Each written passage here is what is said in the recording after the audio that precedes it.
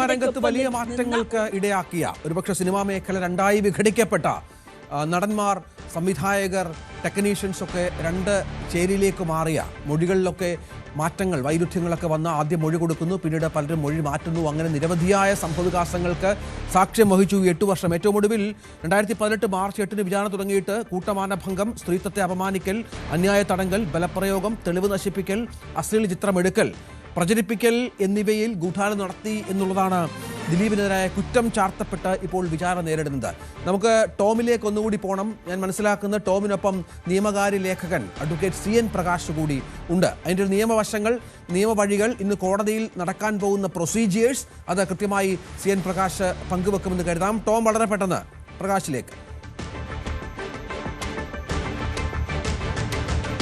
തീർച്ചയായും രഞ്ജിത്ത് സൂചിപ്പിച്ചതുപോലെ വളരെ അസാധാരണമായ സംഭവങ്ങളായിരുന്നു ഈ കേസുമായി ബന്ധപ്പെടുന്നത്. വളരെ സംഭവബഹുലമായ നിയമ പോരാട്ടങ്ങൾക്ക് സാക്ഷ്യം വഹിച്ചൊരു കേസ് കൂടിയാണ്. അതായത് വിചാരണ കോടതി, പിന്നീട് ഹൈക്കോടതി, സുപ്രീം കോടതി വരെയും ഇതിന്റെ വിചാരണ അടിയന്തരമായി പൂർത്തീകരിക്കണമെന്ന് ആവശ്യപ്പെട്ടുകൊണ്ട് അതിജീവിതയ്ക്ക് പോരാട്ടം നടത്തേണ്ടി വന്നു. മാത്രമല്ല അതോടൊപ്പം ഈ മെമ്മറി കാർഡിന്റെ ഹാഷ് വാല്യൂ മാറിയതുമായി ബന്ധപ്പെട്ട വിഷയങ്ങളിലടക്കം പല രീതിയിലുള്ള ആരോപണങ്ങളും വിവാദങ്ങളും ഉൾപ്പെടെ ഉണ്ടായൊരു സംഭവം കൂടി, ഒരു കേസ് കൂടിയാണ്.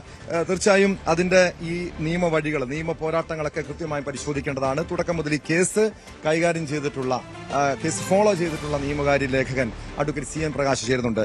തീർച്ചയായും ഒരുപക്ഷെ 2019 സമയത്ത്, താങ്കൾ ആ സമയങ്ങളിലൊക്കെ ന്യൂസ് 8ന്റെ ഭാഗമായിരുന്നിട്ട് റീജിയണൽ ഹെഡായിരുന്ന സമയം, ഇതെങ്ങനെയായിരുന്നു കേസ്? കാരണം അതിനുശേഷം വലിയ കൂറുമാറ്റങ്ങൾ ഉണ്ടായി. ഈ നടിക്ക്, ഈ അതിജീവിതയ്ക്ക് സുപ്രീം കോടതി വരെ നിയമ പോരാട്ടം നടത്തേണ്ടി വന്നു. പല കൂറുമാറ്റങ്ങൾ എന്തായിരിക്കും ആ കാലയളവിലൊക്കെ ഈ കേസിൽ സംഭവിച്ചത്? കാരണം അന്വേഷണ സംഘത്തെ പോലും സമ്മർദ്ദത്തിലാക്കുന്ന രീതിയിൽ, അല്ലെങ്കിൽ കോടതിയെപ്പോലും, കോടതിയുടെ വിശ്വാസത്തെ പോലും ചോദ്യം ചെയ്യുന്ന രീതിയിലുള്ള പല സംശയങ്ങളും ആരോപണങ്ങളൊക്കെ ഉയർന്നു ഒരു സംഭവം കൂടിയാണ്.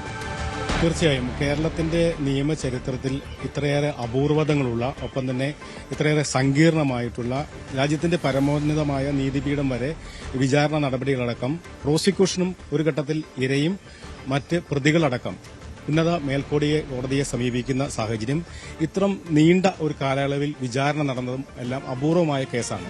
ഒരു ജഡ്ജി തന്നെ, ഒരു സാധാരണ പ്രിൻസിപ്പൽ സെഷൻസ് ജഡ്ജിമാർ 3 വർഷമാണ് അവരുടെ കാലാവധി. അതിനുശേഷം മറ്റ് ജഡ്ജിമാർ വന്ന് ആ കേസുകൾ വീണ്ടും പരിഗണിക്കുന്ന സാഹചര്യമാണ് ഉണ്ടാവാറ്. പക്ഷേ ഇത് രാജ്യത്തെ പരമോന്നത നീതിപീഠം തന്നെ, ഒരു ജഡ്ജി തന്നെ ഈ കേസ് കേൾക്കണം എന്ന നിർദ്ദേശം നൽകുകയും ആ ഘട്ടത്തിലാണ് പ്രിൻസിപ്പൽ സെഷൻസ് ജഡ്ജി ഹണിയം വർഗീസ് 8 വർഷം നീണ്ട വിചാരണ നടപടികൾ പൂർത്തിയാക്കുകയും ചെയ്യുന്നു. അങ്ങനെ അത്തരത്തിലുള്ള അപൂർവതയുണ്ട്. നേരത്തെ സൂചിപ്പിച്ച പോലെ തന്നെ ഇരയും ഒപ്പം തന്നെ പ്രോസിക്യൂഷനും ഒപ്പം തന്നെ പ്രതികളും ഈ വിചാരണ നടപടികളെ ചോദ്യം ചെയ്തുകൊണ്ട് മേൽക്കോടതിയെ ഉപഹർജിയും ഒപ്പം തന്നെ അപ്പീലും നൽകിക്കൊണ്ട് സമീപിക്കുന്ന സാഹചര്യമുണ്ടായി. അങ്ങനെ അപൂർവമായിട്ടുള്ള, ഒട്ടേറെ സങ്കീർണമായിട്ടുള്ള ഒരു കേസാണ്. പല ഘട്ടത്തിലും പലതരത്തിലുള്ള ട്വിസ്റ്റാണ് ഈ കേസ് സംഭവിച്ചിട്ടുള്ളത്. നേരത്തെ സൂചിപ്പിച്ച പോലെ തന്നെ ബാലചന്ദ്രന്റെ വെളിപ്പെടുത്തൽ ഈ കേസിൽ പിന്നീട് ഒരു തുടരന്വേഷണം ഉണ്ടാകുന്ന സാഹചര്യമുണ്ടായി. കോവിഡ് മഹാമാരി വന്നപ്പോൾ ഇടക്കാലത്തേക്ക് വിചാരണ നിർത്തിവെക്കേണ്ട സാഹചര്യം വന്നു. പിന്നീട് ഈ തുടരന്വേഷണത്തിന് വേണ്ടി, ബാലചന്ദ്രന്റെ വെളിപ്പെടുത്തലിന്റെ പശ്ചാത്തലത്തിൽ തുടരന്വേഷണത്തിന് വേണ്ടി കുറെ കാലം വിചാരണ നടപടികൾ തടസ്സപ്പെടുന്ന സാഹചര്യം ഉണ്ടായി. അത് മാത്രമല്ല, ഇതിൽ ഏറ്റവും പ്രധാനപ്പെട്ട 8ാം പ്രതിയായിട്ടുള്ള നടൻ ദിലീപിന്റെ വിചാരണ നടപടികൾ, അദ്ദേഹത്തിന്റെ ക്രോസ് വിസ്താരം അടക്കം നടന്നത് ഏതാണ്ട് 100 ദിനങ്ങളാണ് അന്ന് ഇവിടെ ദിലീപിന്റെ വിസ്താരം മാത്രം നടന്നത്. അത് ഒരു പ്രതിയിൽ മാത്രം അത്ര ഏറെ ദിനങ്ങൾ നടക്കുക എന്ന് പറയുന്നത് അപൂർവമായിട്ടുള്ള കാര്യങ്ങളാണ്. ഇത്തരത്തിൽ അപൂർവമായ ഒട്ടേറെ കാര്യങ്ങൾ സംഭവിച്ചിട്ടുണ്ട്. നേരത്തെ സൂചിപ്പിച്ച പോലെ തന്നെ നിരവധിയായ കുറ്റങ്ങളാണ് ഈ പ്രതികൾക്കെതിരെ, 10 പ്രതികൾക്കെതിരെ ചാർത്തിയിട്ടുള്ളത്. അന്യായമായി തടങ്കൽ വയ്ക്കൽ, ഒപ്പം തന്നെ ബലപ്രയോഗം. ഇതിൽ ഏറ്റവും പ്രധാനപ്പെട്ടത് 376D ആണ്. IPC 376D പ്രകാരം കൂട്ടബലാത്സംഗത്തിന് ഇരയാക്കി എന്നതാണ് ഏറ്റവും പ്രധാനപ്പെട്ട കുറ്റം. അത് 20 വർഷം വരെ തടവ്, ഒപ്പം തന്നെ ജീവപര്യന്തം അടക്കം ലഭിക്കാവുന്ന കുറ്റമാണ്. ഇന്ന് നടക്കാൻ പോകുന്ന നടപടിക്രമം എന്ന് പറയുന്നത് 11 മണിക്ക് കോടതി ആരംഭിച്ച ശേഷം, റോൾ കോൾ ആരംഭിച്ച ശേഷം ഈ കേസിന്റെ നമ്പർ വിളിക്കുകയും ഒപ്പം തന്നെ അതിനുശേഷം ഈ കേസുമായി ബന്ധപ്പെട്ട് ഓപ്പൺ കോടതിയിൽ ഇന്ന് ഇതിന്റെ വിധിപ്രസ്താവം ഉണ്ടാകും. ആ വിധിപ്രസ്താവത്തിൽ ഏറ്റവും പ്രധാനപ്പെട്ടത് ഈ 10 പ്രതികളിൽ ആരെല്ലാമാണ് കുറ്റക്കാർ, ആരെല്ലാം അല്ല കുറ്റക്കാരല്ല, അക്വിറ്റ് ചെയ്യുന്നു, ആരെല്ലാം അക്വിറ്റ് ചെയ്യുന്നു, ഒപ്പം തന്നെ കൺവിക്ട് ചെയ്യുന്നു എന്നതാണ് ഏറ്റവും പ്രധാനപ്പെട്ടത്. ശിക്ഷാവിധി ഇന്നുണ്ടാകാൻ സാധ്യതയില്ല.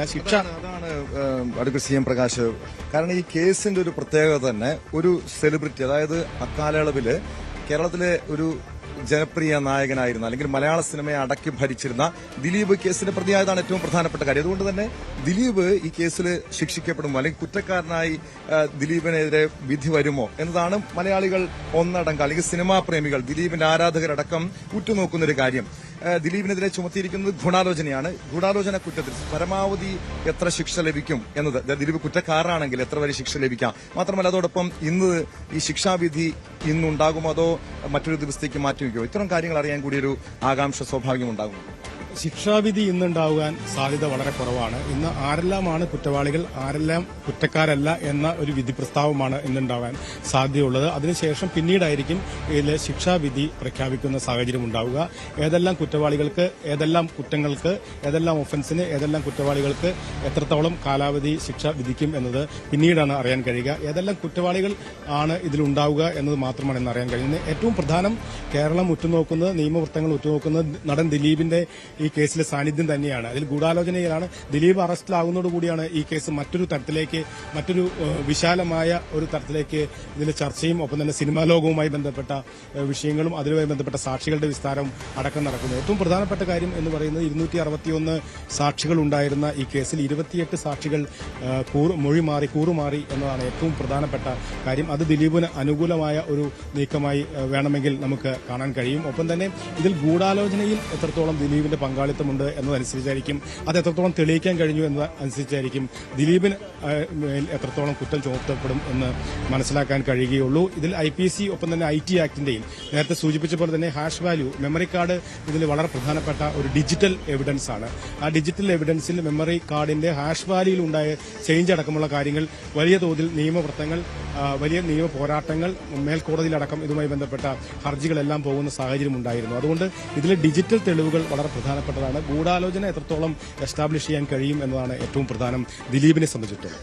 അതാണ്. നമുക്ക് ടോമിലേക്ക് വരാം. സെൻ പ്രകാശ് തുടരുന്നുണ്ട്. അവിടെ ബലാത്സംഗം നടത്താൻ കൊട്ടേഷൻ കൊടുക്കുക എന്നത് നേരത്തെ ടോം പറഞ്ഞതുപോലെ രാജ്യത്ത് തന്നെ അപൂർവമായ കേസുകളിൽ ഒന്ന്. അതിന്റെ വിധിയാണ് വരുന്നത്. മലയാളത്തിലെ സൂപ്പർ താരമാണ് 8ാം പ്രതി എന്നതും ഈ പറഞ്ഞതുപോലെ കേരളം മുഴുവൻ ഈ കേസുമായി ബന്ധപ്പെട്ട് അന്വേഷിച്ച ഒരു കാര്യം, ഇപ്പോഴും തിരക്കുന്ന ഒരു കാര്യം, ദിലീപ് ശിക്ഷിക്കപ്പെടുമോ? ദിലീപ് എന്ന നടന്റെ കരിയറിൽ ഇതുമായി ബന്ധപ്പെട്ടുണ്ടാകാൻ പോകുന്ന മാറ്റങ്ങൾ. ശിക്ഷിക്കപ്പെട്ടാൽ സ്വാഭാവികമായും സിനിമയിൽ നിന്ന് പൂർണ്ണമായും തുടച്ചു നീക്കപ്പെടുകയാണ് ദിലീപ്. അതേസമയം ശിക്ഷ ലഭിച്ചില്ല, നിരപരാധിയെങ്കിൽ അതിശക്തമായ തിരിച്ചുവരവ് ദിലീപിന്റെ ഭാഗത്തുനിന്നുണ്ടാകാം. ദിലീപിന്റെ പുതിയ ചിത്രമൊക്കെ റിലീസ് ചെയ്യാനിരിക്കുന്ന ഒരു പശ്ചാത്തലം കൂടിയുണ്ട്. നമുക്ക് ഡാനി പോളും ആജ്ഞ രവീന്ദ്രനുമുണ്ട്. ആജ്ഞയുള്ളത് ആലുവയിൽ ദിലീപിന്റെ വസതിക്ക് മുന്നിലാണ്.